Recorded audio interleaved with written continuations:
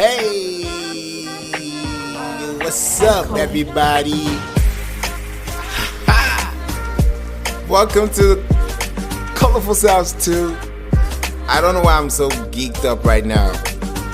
I think it's because this song is really happy to me, and as soon as I heard the song, I was like, yeah, that's the track. I don't think everybody has heard this song yet. I haven't really pushed it like I have pushed the others, but it's gonna have a video. I already have the concept down. I can't wait to play it for you guys in full screen, full live motion.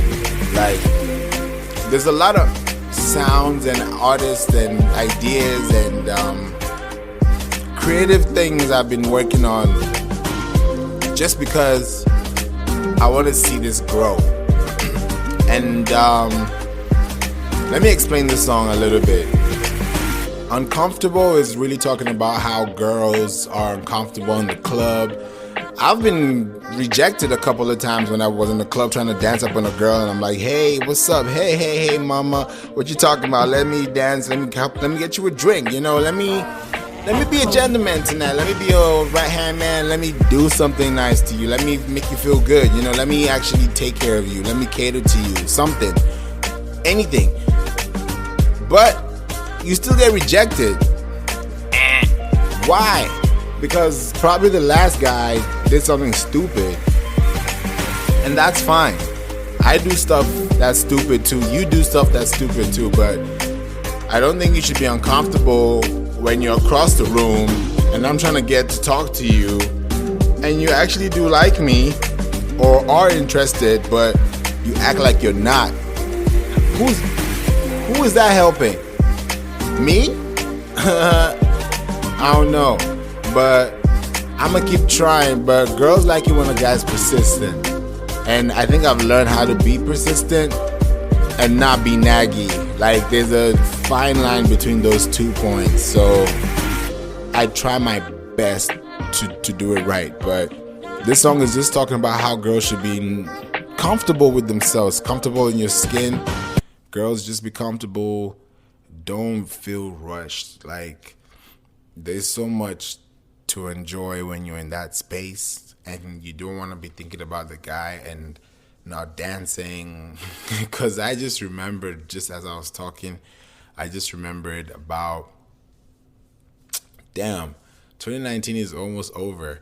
2009, yes, 2009, 10 years ago, I've never told anybody this story, I mean, like the way I'm doing now, but that's why I love this podcast, because if you really want to know stuff, you gotta come here. It's like a book.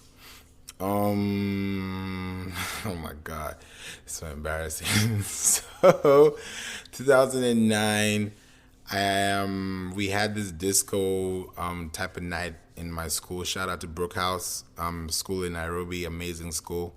And this was grade 12. So this was 12th grade, yeah. And I was now going up. This is 12th grade, though. This is not like baby class. This is like grown type class. And we went to the club. It was more like a studio, gymnastics room, aerobics with glasses everywhere. Really nice place, but it was lit up because it was more like catered for clubbing and, you know, disco nights. So you're supposed to go and dance with your friend, your best friend, your girlfriend, your boyfriend, whatever you want to friend dance with. So I didn't know how to dance. This is where the problem is. This is where the problem started. So I don't know how to dance. Didn't know how to dance at the time. And there was this girl, her name is, oh my God. Oh my God, this is crazy. No, I'm not going to say her name. She knows herself. But I was going to dance with her, and she saw me, and we looked at each other, and it was cool. Like, she was across the room, and she was just, you know, dancing, shaking her ass, and it was nice, you know, like she was winding her waist. It was just fun times, and I was like, she's having a great time, and I'm trying to probably have some fun time with her too. So I got there, and she actually accepted, And I was like, whoa, okay, let's try this out. Knowing that I don't know how to dance and she can dance like that put me in a position that was just it was just disastrous. So we started dancing. I had two left feet, and eventually it became too embarrassing that her best friend had to like come and kick her out of the the setup. Like, let me explain further. It was more like the girl came, saw her from a distance, came to rescue her from her embarrassment because she was trying to dance and it looked bad from outside. So her friend had to come and save her by pulling her away from me, and then I was the one left on the dance floor looking dumb. So it was just terrible. I felt so bad, and then she now started running. What did she do? I remember, yeah, she ran. I'm actually, as I'm talking to you, that's why I'm having little pauses, because as I talk, I'm remembering everything that happened, and it was just funny. So she went down the stairs, and I followed her, and I was like, hey, I'm sorry I embarrassed you. I don't know how to dance. Like, I was just really trying, and you look really good. And I was being honest. And she was like, I really like you for being honest, and I like the fact that you were dancing, and we had a good time. So she taught me how to dance a little bit after that, and the case is closed. Right now, you don't want to find me on the dance floor. It's going down. So it's more like this song, Uncomfortable, really reveals a lot of sides. Like, even in the second verse where I was saying, pick up the phone, let me talk to you.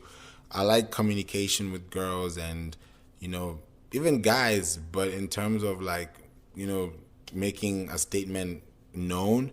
But when it comes to like romance and, intimacy with a girl specifically, it's more like I'm being controlled by your emotion and your energy.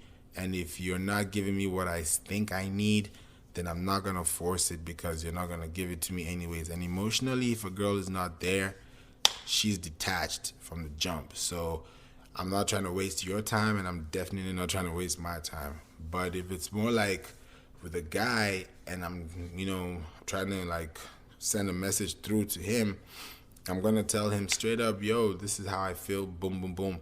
And I'll say it like that so that as a friend, he can now translate that in how I've expressed it, and then he can now do what he needs to do so that he can make the right decision of what to say back in response to my question. So it's just how you approach things. Even with girls, you can't just approach them with the guy attitude or with the guy demeanor. It's just going to kill the whole vibe. So you just got to know how to say things. So this song is very uncomfortable, but it's also comfortable as well, because it kind of gives two sides of the story.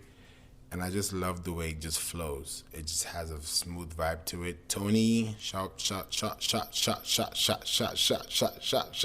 by Tony. Shot by Tony. He was in the beginning, and he actually sounded like a Martian the first time. So he was at the end, and I was like, no, I'm going to bring him to the beginning of the track so he can introduce the track, and it felt good. And there's a part in the track where I said, Jekajo, that's Yoruba to be like come and dance. Then I said Kuja Weke Moto, that's Swahili to say come and bring the fire. That's the direct translation. Then I said joy, joy, joy. So I mixed joy and joy. So it's like I played with the words over there, and it felt great. So I did that with Anita. I'll explain Anita. That's a very deep song, and I'll explain it in that episode. But I kind of used the same technique for Uncomfortable and Anita, and I created a nice blend as far as sequence is concerned. So that's why I love making music, like I can creatively do something and it sounds good, and you never know who's going to listen to it. So just put your good music out there, put your good thoughts out, and you never know who's going to listen to it, and before you know it, it's going to blow. So this is why I love doing this freestyle episodes. It's getting more comfortable, because I was like, how am I going to do this Colorful Sounds to talk? Because I don't want it to be too boring, and I also don't want it to be too obvious. So I'm hoping that you guys are enjoying the episode so far, and yeah, it's time to go to the next track. So I'm gonna see you over there. Take care.